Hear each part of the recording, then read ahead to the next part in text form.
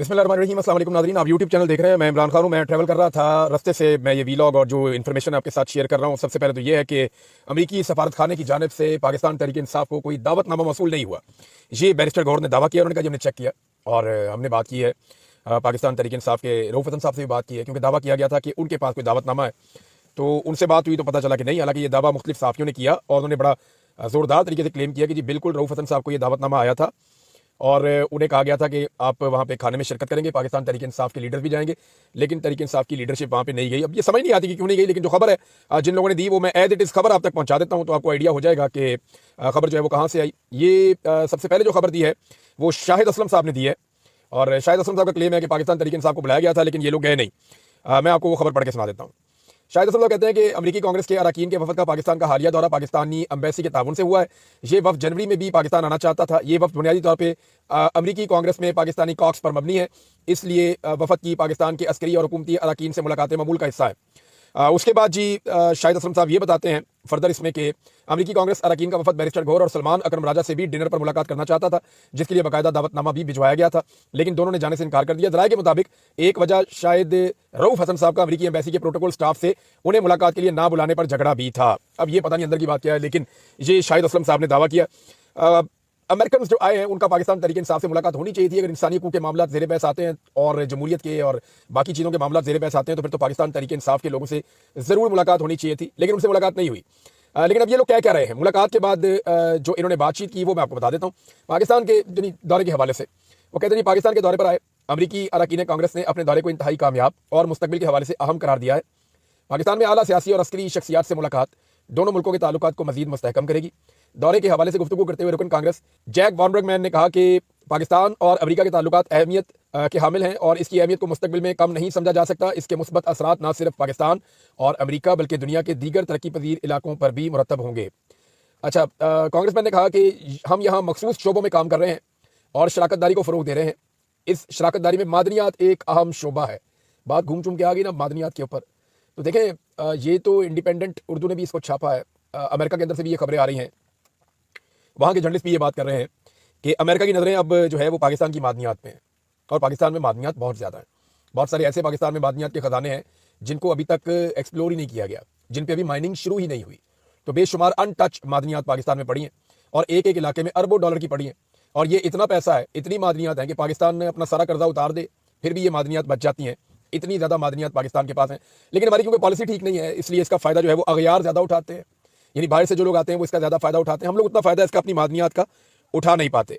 अब इसके अंदर नादरीन जो अमरीकी वफद आगे कह रहा है वो ये कह रहा है कि जो रिचर्ड स्वाजी हैं उन्होंने कहा कि अस्सलाम वालेकुम और शुक्रिया से उन्होंने किया। उन्होंने कहा पाकिस्तान का दौरा शानदार रहा, हम पाकिस्तानियों की मेज़बानी के शुक्रगुजार हैं और ताल्लुकात को मजबूत बुनियादों पर इस्तेमाल करना होगा और पाकिस्तानी तारकीन वतन को एक सफ़ीर के तौर पर देखते हैं जिन्होंने हमारी सरजमीन पर कामयाबियाँ हासिल की। पाकिस्तानियों में बेशुमार खूबियाँ मौजूद हैं, ये लोग मेहनती हैं, तालीमी याफ्ता हैं, ख़ानदानी हैं और माशी सलामती के लिए दोनों मुल्क मिलकर काम करेंगे और माशी सरगर्मियों को फ़रोग देंगे। अब जी पाकिस्तान की जो मादनियात हैं उसके ऊपर सारी दुनिया की नज़र है, चाइना की भी नज़र है, अमेरिका की भी नज़र है। अमेरिका चाहेगा कि वो इसमें एक बड़ा हिस्सा निकाले, चाइना चाहेगा वो इसके अंदर एक बड़ा हिस्सा निकाले। चाइना ने बड़ी सड़कें बनाई हैं, बड़े प्रोजेक्ट पाकिस्तान में लेकर आया है, चाइना ने बड़ा पैसा पाकिस्तान को दिया है। यानी अगर आप तखमीना लगाएं तो 60 अरब डॉलर के आसपास चाइना ने पाकिस्तान में इन्वेस्ट कर दिया है। अब ये जो पैसा ये पाकिस्तान ने चाइना को वापस करना है, फिर चाइना का बहुत सारा पैसा पाकिस्तान ने कर्जा लिया हुआ है, वो भी रोल ओवर करना है। IMF से ज़्यादा पैसा पाकिस्तान को चाइना ने दिया हुआ है। जो अब IMF का जो प्रोग्राम है ये था तकरीबन 3 अरब डॉलर का, गालिबन 7 अरब डॉलर का, सॉरी IMF का जो प्रोग्राम था लगभग 7 अरब डॉलर का था। तो पाकिस्तान को जो रोल ओवर किया चाइना ने कर्जा, वो लगभग चंद इतलात में अभी पढ़ रहा था खबरें, 12 अरब डॉलर का उन्होंने रोल ओवर किया, 20 अरब डॉलर पाकिस्तान ने अपने रोल ओवर करवाए हुए हैं। अच्छा जी, रियान ग्राहम ने एक खबर दी है इस हवाले से। ये जर्नलिस्ट हैं और अमेरिका में होते हैं, पाकिस्तानी एस्टेब्लिशमेंट इन्हें बिल्कुल पसंद नहीं करती क्योंकि इनकी खबरें एस्टेब्लिशमेंट को पसंद नहीं होती। वो लिखते हैं कि तुलसी की असद से मुलाकात को, ये असद बशार असद की बात कर रहे हैं, मुलाकात को 10 साल पुराना स्कैंडल बना दिया गया, लेकिन यहाँ 3 कांग्रेस अरकान पाकिस्तान के फौजी आमिर के साथ मुस्कुराते हुए नजर आ रहे हैं। ये आर्मी चीफ को मिले हैं तीनों अरकान, तो उसको वो ये कह रहे हैं जिसने इलेक्शन में धांधली की, एहतजाज को ताकत से कुचला और दर्जनों निहत्ते शहरियों को कत्ल किया। इनमें से एक तो जैसी जैक्सन का बेटा भी है। आमिर होना आज भी काबिल कबूल है, बस शर्त सिर्फ ये है कि आप CIA के वफादार बन के हुक्म मानते रहे। उनका ये दावा कि पाकिस्तान की जो मिलिट्री एस्टेब्लिशमेंट है ये CIA का हुक्म मानती है और वफादार है उनकी, लिहाजा फिर अगर यहाँ पे पाकिस्तान में आमरीत भी है तो फिर काबिल कबूल है, ऐसा नहीं है कि उसे कबूल ना किया जाए। अमरीकी टैरिफ का नाज़रीन पाकिस्तान को नुकसान हो रहा है। एक तरफ देखिए हम अपनी मादनियात उनको देना चाह रहे हैं और इमरान खान से पूछे बगैर खैबर पख्तूनख्वा की कैबिनेट ने बिल को पास कर लिया, मंजूर कर लिया। फिर ये बिल असेंबली के अंदर जा रहा था और अभी तक ये मंजूर हो जाना था अगर लोग इस पर रोला ना डालते। तो ये तो पॉलिटिकल पार्टीज ने, सहाफ़ियों ने, कुछ दीगर लोगों ने जो आज़ाद ज़राए से अपना काम कर रहे थे लोग, उन्होंने शोर मचाया, उन्होंने दुनिया को बताया कि भाई ये क्या करने लगे हैं, ये तो खैबर पख्तूनख्वा का सारा जेवर बेचने लगे, यानी अब सारा कुछ घर का बिक गया तो अब घर का जेवर बेचना है।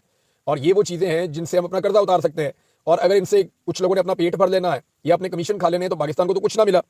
तो इसमें जनाब अब ये अमेरिकी टैरिफ का मामला, एक तरफ पाकिस्तान उन्हें मादनियात देगा, एक तरफ उन्होंने टैरिफ लगा दिया पाकिस्तान पे 29% का।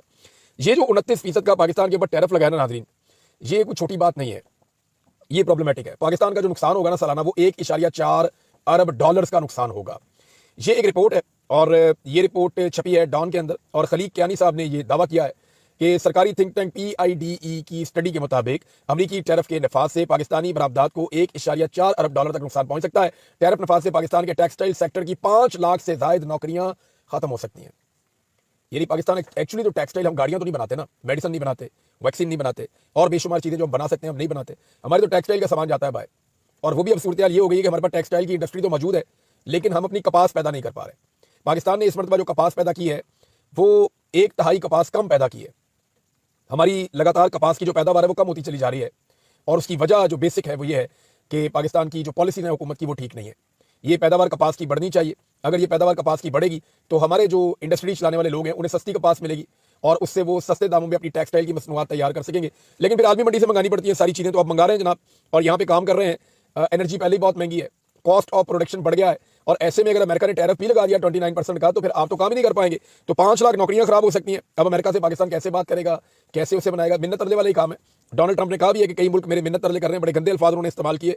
लेकिन जैसे भी करें, अब इस टैरिफ को हुकूमत को खत्म करवाना चाहिए, ताकि जो आम आदमी है, जो यहाँ से एक्सपोर्टर्स हैं और जो मजदूर बेचारे फैक्ट्रियों में काम कर रहे हैं, उनका रोजगार बंद ना हो। नाज़रीन, ओवरसीज पाकिस्तानियों के प्रोग्राम का पहला दिन था। मैं आपको काफी दिन से बता रहा हूँ कि ओवरसीज पाकिस्तानी इन्होंने घेर के इकट्ठे किए बहुत सारे, और इनमें बेशतर वो लोग हैं जो लोग ज्यादा पैसे वाले नहीं हैं, ये कामकाज करते हैं बैरून मुल्क,